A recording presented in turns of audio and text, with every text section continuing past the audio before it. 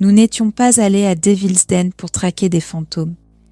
Nous cherchions simplement un endroit d'où admirer les derniers éclats de l'automne avant que l'hiver n'enferme la Pennsylvanie dans son étreinte glaciale.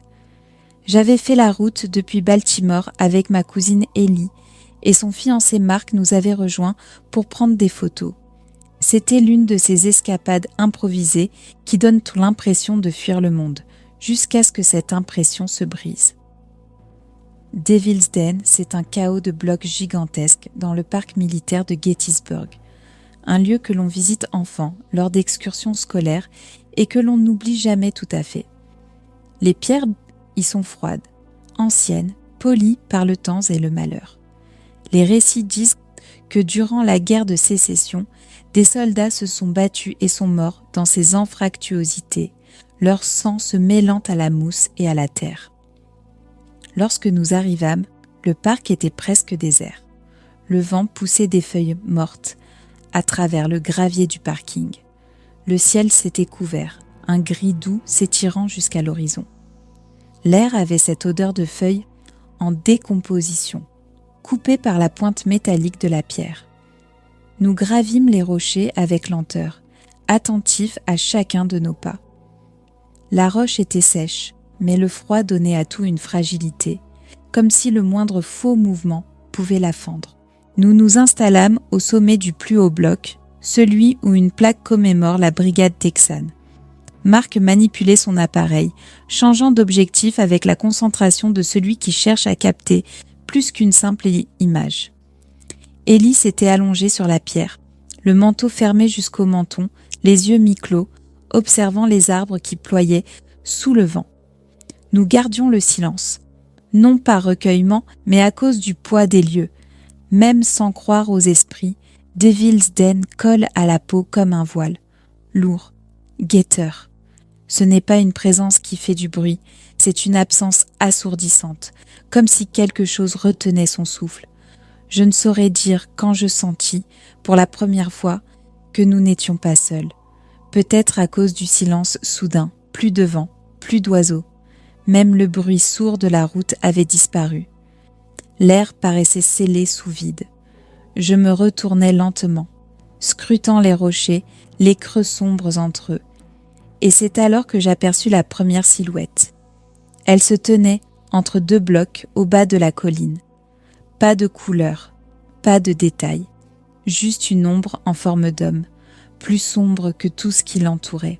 Elle ne bougeait pas, ne se balançait pas dans le vent, ne déplaçait pas son poids. J'ai d'abord cru à une statue, un jeu de lumière. Mais une deuxième silhouette apparut à sa gauche, puis une troisième, plus haut, sur le chemin que nous avions gravi. Je ne dis rien, pas encore. Je me contentais d'observer. À côté de moi, Ellie se redressa brusquement. Sa respiration avait changé, plus rapide, plus courte. Ses yeux s'écarquillèrent. Elle les voyait aussi. Mark leva les yeux de son appareil. « Oui, fit-il en déclenchant aussitôt.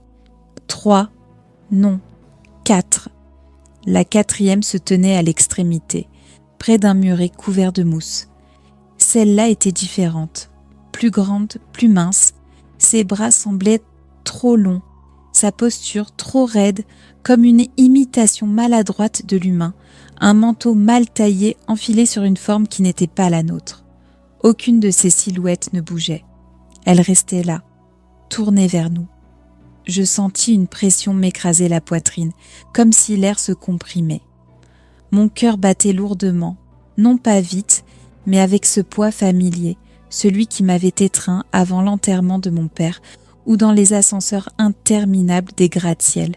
Pas de panique, du poids.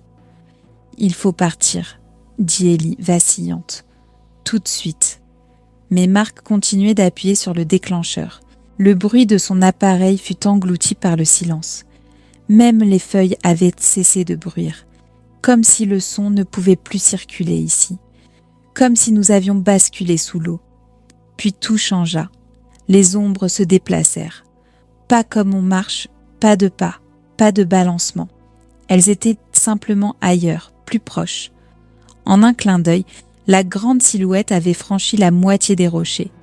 Elle n'avait ni visage ni trait, juste un contour, une suggestion. Mais son attention se fixait sur nous comme un projecteur. Glacial. Marc baissa son appareil. « C'est fini », souffla-t-il. Nous dévalâmes la paroi, nos semelles glissant sur le lichen.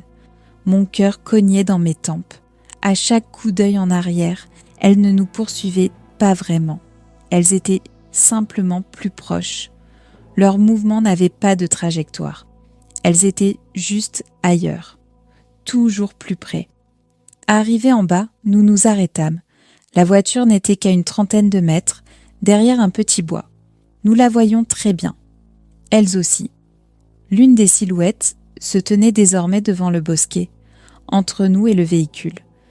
Large d'épaules, haute, sans trait, mais son regard pesait sur moi, une lumière froide plantée en plein thorax. Marc jura. Ellie me saisit la main. La sienne était glacée. « Je ne passe pas devant ça », souffla-t-elle.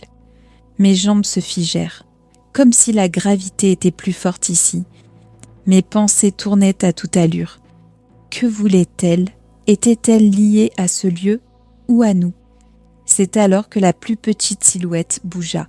Elle émergea d'un recoin de roche à quelques mètres seulement de l'endroit où nous étions assis peu avant. Je ne l'avais pas remarquée. Haute comme un enfant, la tête penchée. Elle ne marchait pas, elle glissait, comme si elle glissait silencieusement sur la pierre. Son mouvement n'était ni brusque ni menaçant, il était curieux, et cela le rendait plus terrifiant encore. Quelque chose céda en moi. Je ne supportais plus l'immobilité. Je criai « Laissez-nous tranquilles !» Ma voix résonna trop fort, étrangère. L'écho heurta les pierres sans trouver d'issue. Mais l'air changea. Un peu, la pression glacée se desserra, à peine. Marc se posta à mes côtés. « Vous n'avez rien à faire avec nous, » dit-il d'une voix basse, mais ferme. « Ce n'est pas votre temps. » Ellie ajouta « Nous n'avons pas peur de vous.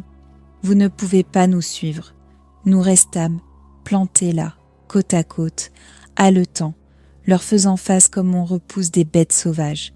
Ma gorge brûlait, mes mains tremblaient. Je ne sais pas pourquoi nous avions parlé à voix haute, ni pourquoi cela avait marché. Mais cela marcha. La grande silhouette tourna la première. Sans geste, sans transition, elle nous tournait le dos. Les autres suivirent. L'une après l'autre, elles disparurent, non comme une brume, mais comme si une main les avait effacées d'un seul trait de pinceau. Alors seulement le son revint. Le vent, le froissement des feuilles, un oiseau au loin. Tout d'un coup, j'expirai sans même m'être rendu compte que je retenais mon souffle. Nous parlâmes peu en regagnant la voiture. Marc prit quelques photos des arbres, mais plus des rochers. Ellie resta près de moi. Quand je posai mes mains sur le volant, elles étaient encore moites. À l'hôtel, Marc transféra les clichés sur son ordinateur. Aucune silhouette n'y figurait, pas même une ombre. Rien que des pierres, des arbres, de l'air vide. Nous fixâmes longtemps l'écran, attendant l'apparition d'un signe, d'une ombre tapie dans un coin. Mais les images restaient stériles, nettes, comme si ce que nous avions vu avait refusé d'être enregistré, ou comme si cela n'avait jamais existé. Cette nuit-là, nous ne parlâmes pas de l'expérience. Nous nous couchâmes tôt. Le silence entre nous n'avait rien d'embarrassant. Il était reconnaissant, solennel. Nous avions vu ce que nous n'étions pas censés voir. Franchi une déchirure du réel, et nous en étions revenus. Il n'était pas nécessaire de comprendre. Survivre suffisait. Le lendemain, nous quittâmes Gettysburg. Nous avons fait bien d'autres voyages depuis, des paysages magnifiques, des randonnées lointaines, même des ruines anciennes. Mais aucun de nous n'a jamais remis les pieds à Devil's Den. Nous n'en avons pas besoin. Ce que nous avons rencontré là-bas, ce qui nous a observés depuis la pierre, est resté sur place. Et c'est exactement là qu'il doit demeurer.